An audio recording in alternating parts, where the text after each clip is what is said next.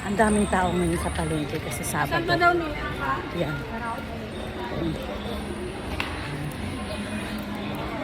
Ito busy naman sila nag-decorate. Ayan.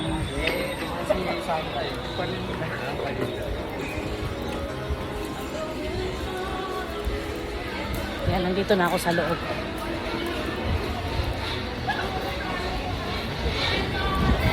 Yan, ang daming tao. Yan.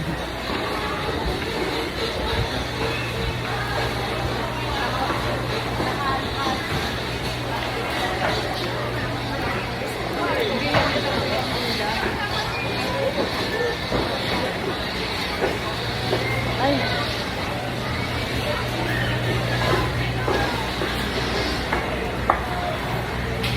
Yung scrap ko. Ang bilis maubos. Hindi na kayo makadelayin siya na. Dito naman ka mga... Hindi kaya, manghihingi lang ako. Mare. Diba kaya makakaya noon bakit? Saan ang maganda ano dyan, bistek?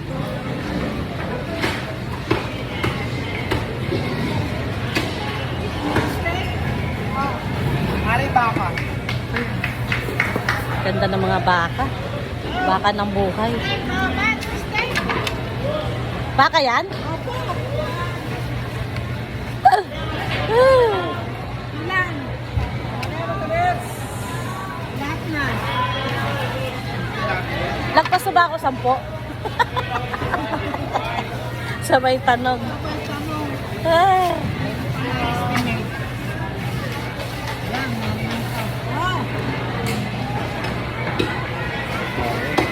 Punta mo, tingnan nyo guys, oh. Tingnan nyo. Tingnan mo yung tang. Ano naman dyan? 450?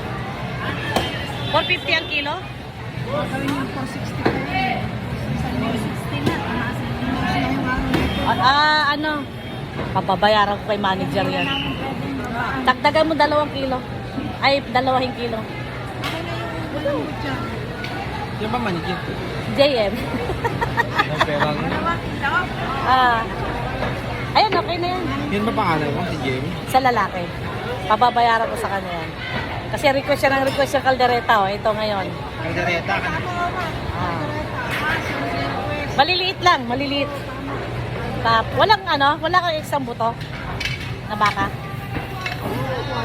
Wala. O, sige, yan mo na. Tapos,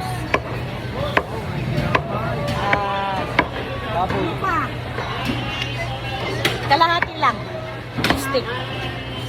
Oh. Yan lang.